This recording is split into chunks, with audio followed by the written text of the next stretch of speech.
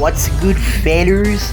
Today we've got part 2 of What If Vox Was in Star Wars. Now this is gonna take place maybe a month or so after the end of part 1, so like a month after the events of Revenge of the Sith essentially. But without further ado, let's get into it, shall we? Vox had been gifted a fleet of Venator-class Star Destroyers by the Emperor himself for joining him and his galactic empire. Vox's fleet had been temporarily joined up with Admiral Rampart's fleet, but they split off shortly before the attack on Kamino. Immediately after being moved from Kamino, Vox and his fleet would be stationed at the Boz Pity system, although it's not known exactly why Vox and his fleet was moved to the Boz Pity system of all places.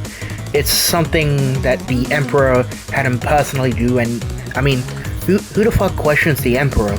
At some point while at the Boz Pity system, Vox's flagship would be taken down by Saw Gerrera's partisans.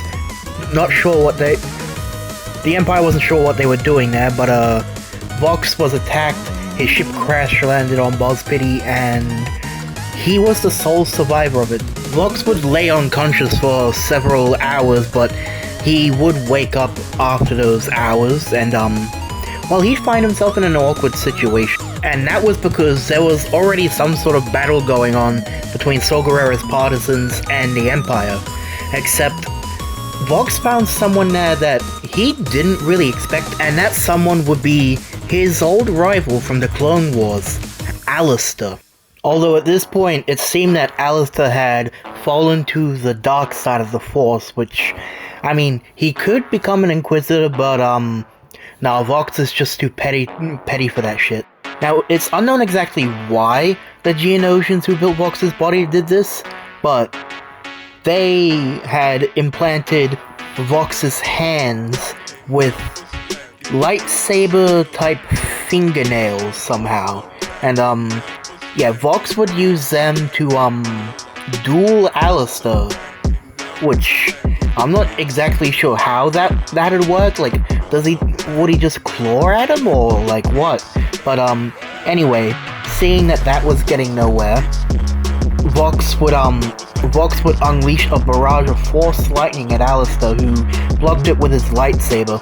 After a while, Alistair's stamina would drain, and Vox would electrocute Alistair to death with his Force lightning. Little did Vox know, though, that Alistair had his own little plans for coming back from the dead so he can defeat Vox in the future, but that's a story for another time, another video.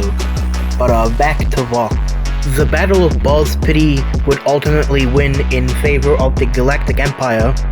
However, Lord Vader himself would hear of Vox's failure, well, his initial failure to prevent the partisans from attacking his flagship, and as a result, Vox would be contacted by Vader a short while later. Admiral Vox, it has come to my attention that you were attacked over the planet of Boz Pity by Saw Gerrera's partisans. Vox was about to reply to Vader, but as he was about to, Vader cut him off with a Force choke. Admiral Vox, I will only say this once.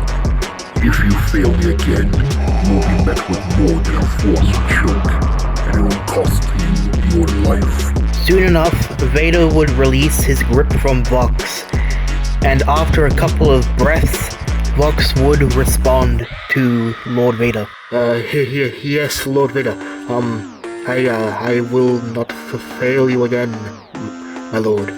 With that communication out of the way, Vox now just had to hope that the Emperor was as forgiving as Vader was. With that thought out of the way, Vox would be escorted by some TK troopers and some clone commandos, and that new class attack shuttle would then make its way back to Coruscant, where Vox would have to answer to Emperor Palpatine himself.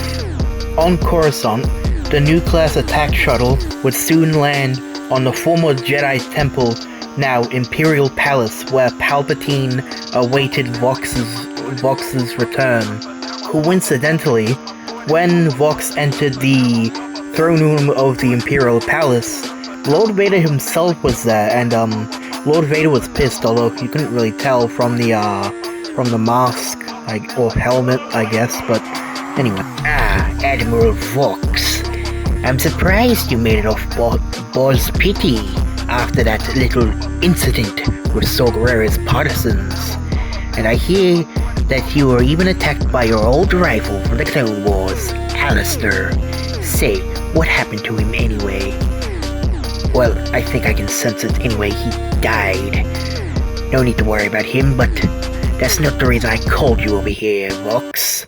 The reason I called you over here was because I just wanted to say that if you fail the Empire again, I will not hesitate in letting Lord Vader have his way with you. Is that understood, Vox? Now, Vox understood this loud and clearly, but he was too terrified. He was scared shitless. He couldn't even say anything, so he just nodded in response to the Emperor.